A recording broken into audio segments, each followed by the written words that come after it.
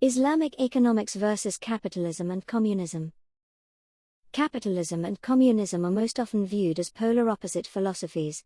This conception permeates through much of economic theory, from the founders of these respective schools of thought to their contemporaries. Undeniably, there are stark differences. With regards to capitalism, for instance, owners of the factors of production, capital goods, natural resources, labor, etc., are mostly private entities, whereas in the case of communism, the owner is the state. Another essential difference is that capitalism can be more beneficial for an individual while neglecting the collective good, resulting in massive inequalities. Conversely, communism's mantra is to cater for everyone without truly rewarding the amount of one's labor. In other words, capitalism is based on survival of the fittest, but communism neglects the concept of fitness completely. Both therefore are imbalanced. There is, however, a more essential crisis at the heart of both systems. Neither of them have understood the human being as a whole. Humans have physical, moral and spiritual needs. Historically, theology has sought to provide for all needs, but since its widespread abandonment, no field of study has sought to understand the human condition in its entirety. Modern economics has rejected many of these aspects and, slowly but surely, has constructed its own theology, one where the worship of the market has taken precedence over the worship of God. As religious movements seek to spread their teachings, both capitalism and communism have historically had a global and totalizing character. But rather than spreading a spiritual message, they have sought to subject the whole of human existence to the domain of commodification and private ownership. In the case of the Soviets, private ownership was concentrated in the hands of Soviet Union elites, with an illusion of collective ownership lurking beneath.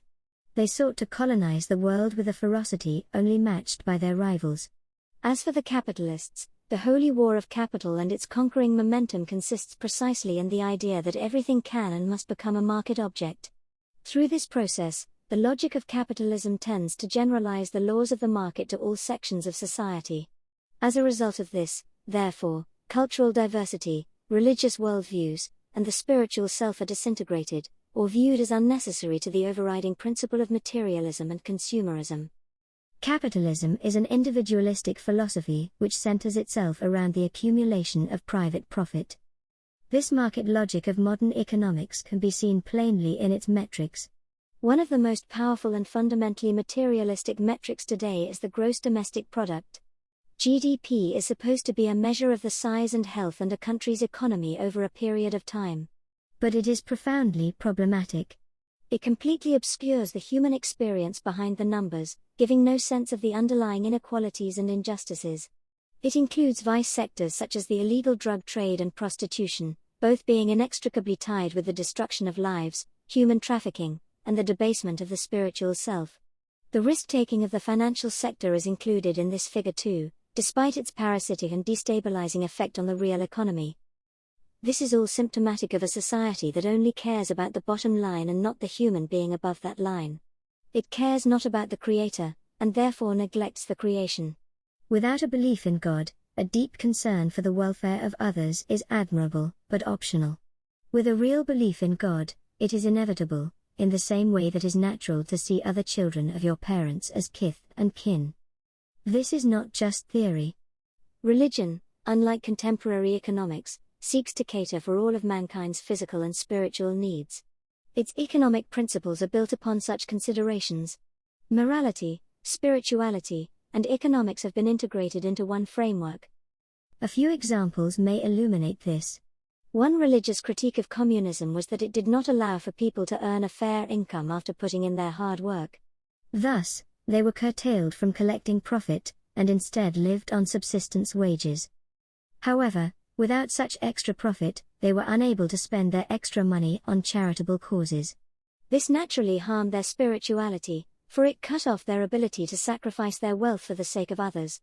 This is an essential part of spirituality, as it allows one to withdraw their heart from the world and attach it instead to God. Thus, a religious outlook contradicts communism's focus on subsistence wages. It rewards more valuable work with a higher income, and a freedom for one to spend as they like. Other issues which are often seen as economic issues are, in reality, moral and spiritual issues. Greed is noted particularly in the financial world, with countless talking heads talking about the need for more regulation. However, the greedy will always be able to skirt around rules, for no legislation can regulate every intricacy of human behavior. In religion, however, pride in wealth, gluttony and avarice are classed among the worst of sins. Envy and greed are desires not regulated not by government intervention, but by a sense of God consciousness. Thus, a religious framework provides a balanced approach that encourages economic progress within a moral economic framework. This is in stark contrast to the prevailing capitalist paradigm, which seeks commodification at any cost. If an economic system considers morality to be essential in human behavior, and adds accountability to a supreme being into the economic equation, the features of a real and true alternative to capitalism and communism begins to emerge. So far we have discussed religion in the abstract. Now, we will compare capitalism and communism to Islamic principles specifically. God is Ar-Rahman and Ar-Rahim. Remembrance of God is the Alpha and the Omega of the Islamic faith. Among God's myriad attributes, two are particularly important to understand in order to appreciate the philosophy of its economic teachings. These are the attributes Ar-Rahman and Ar-Rahim. Generally translated as the gracious and the merciful, it should be noted that one peculiarity of the Arabic language is the way that its words convey not only the definitional meaning, but also an underlying philosophy.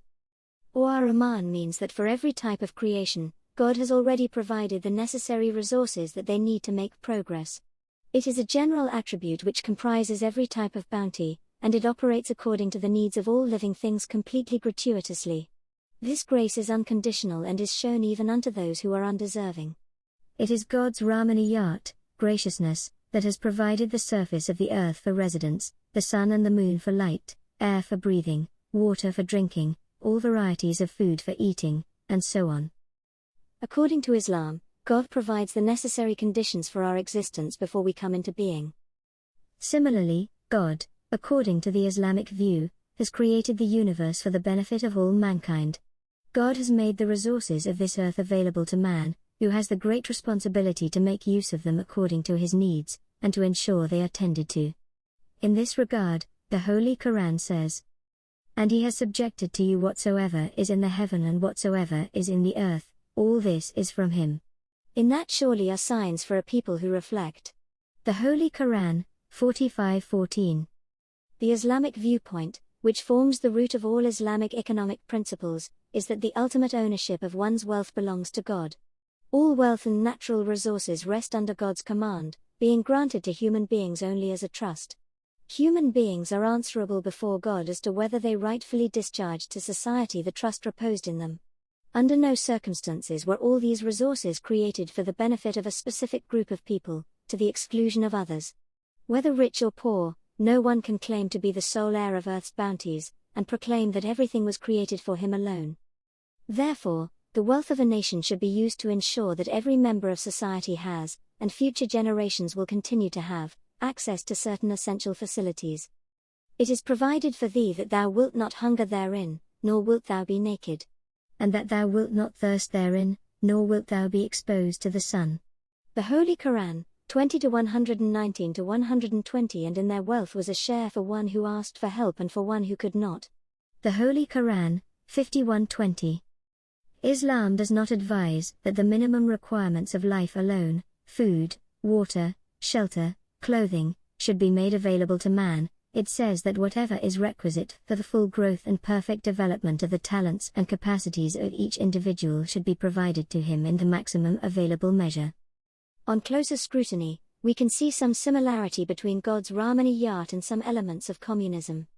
Under communism, all wealth and all means of production must be nationalized. The individual's property should become collective possessions. Wealth produced under collective organization, out of collective resources, should be distributed under collective supervision among individuals according to their needs on the basis of a so-called equitable system. All are to work according to their abilities, but the distribution depends upon the needs of the individual, and thus, does not correlate with the amount of his labor. Whether a human's needs are met by bread alone is of course a separate issue. The second attribute is that of Rahimiyat, coming from God's attribute Ar-Rahim.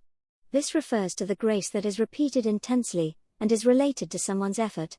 It is awarded when some kind of striving has been made, when work has been done.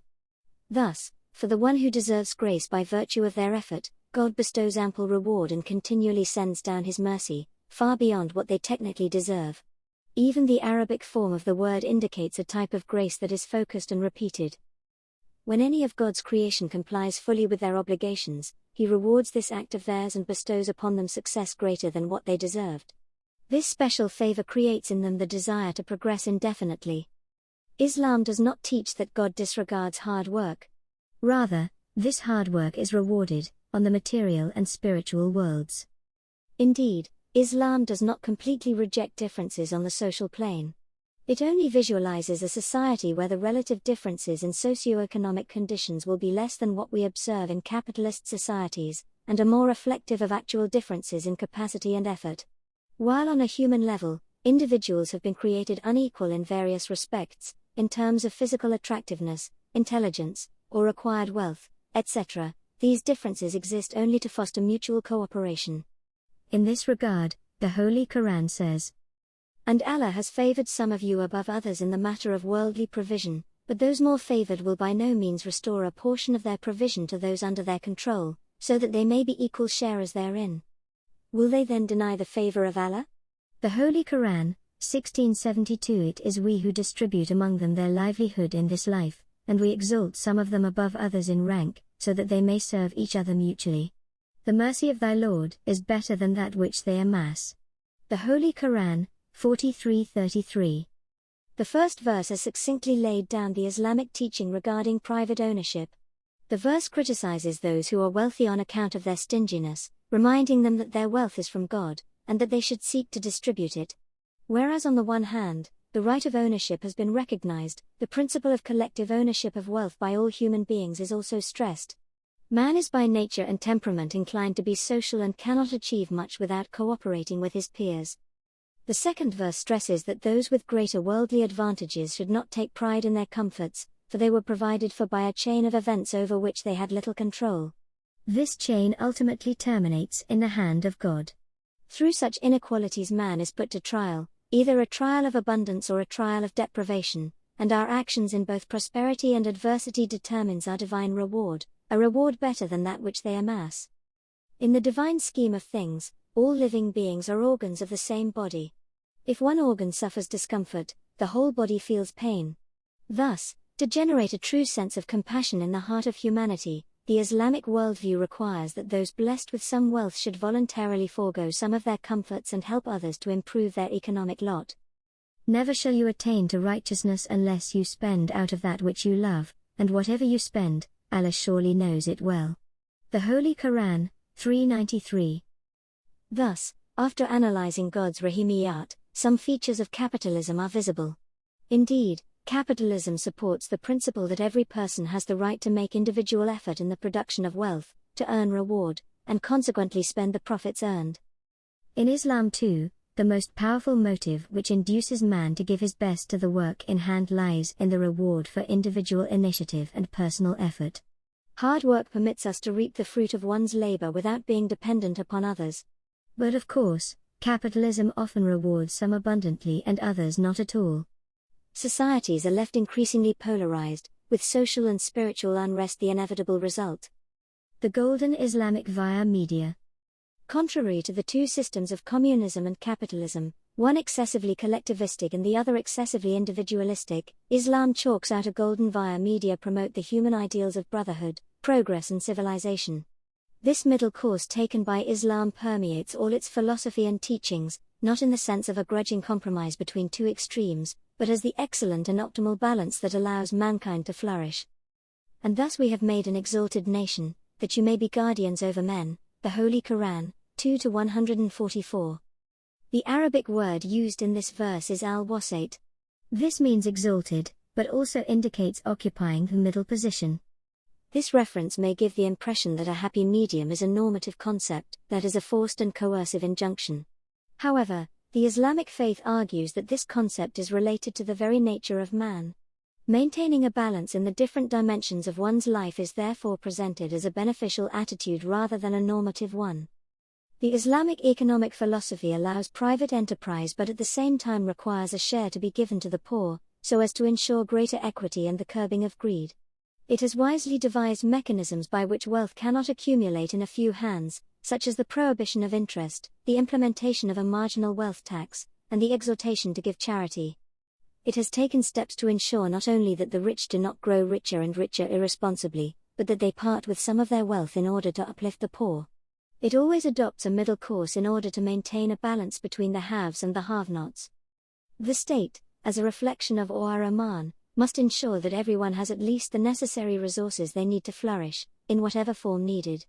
As a reflection of Ar-Rahim, it must allow individuals to keep and make fruitful what they earn from the sweat of their brows. The flaw of communism is that it wants to be Rahman without being Rahim, and capitalism wants to be Rahim without Rahman. Communism thus ends up stifling human effort and with it the human spirit, while capitalism results in spiraling inequalities. The golden principle of economic justice can only be established if both sides work together for the greater good. The poor must fulfill their own responsibilities and work hard in order to benefit from their resources and wealth. On the other hand, the rich should happily display a true spirit of sacrifice in order to help their fellow human beings. They should understand that their wealth and resources have all been bestowed by God, and thus must be utilized to fulfill the rights of His creation. Islam finds a middle way between the extremes of capitalism and communism, where economics and spirituality meet. In summary, Islam neither fully accepts capitalism nor totally rejects communism. Rather, it embodies the good points and attitudes of both systems, while discarding their evils. It gives specific mechanisms to safeguard society from these flaws, and to push society towards the general good. While both conventional economic systems have distinctive qualities, the situation of the recent past has shown the failure of the socialist economic experiment, and capitalism, despite long strides in the field of economic growth, is in the throes of an ever-deepening crisis. The matter here is not to deny the phenomenal achievements of the 20th and the 21st centuries, but to recognize that in the final analysis, they have masked the persistent erosion of the moral basis of human culture. What capitalism and communism ultimately achieve is not just the death of one god. Rather, they bring to life a multitude of gods. Each individual becomes enthralled in the total commitment to serve their own ends at any cost. Ultimately, these desires grow stronger, become all-pervasive, and consume society. In order to ameliorate our lot, we must implement a solution with two faces, one working from the top down, and the other from the bottom up. From the top down, we need an economic system that is well designed to tend towards equity rather than inequity. But since every economic system is implemented by people who must act honestly and selflessly, we need a moral revolution too, to work from the inside the heart of man. This is not possible without a belief in a beneficent God, who is the only binding and meeting point of all forms of creation.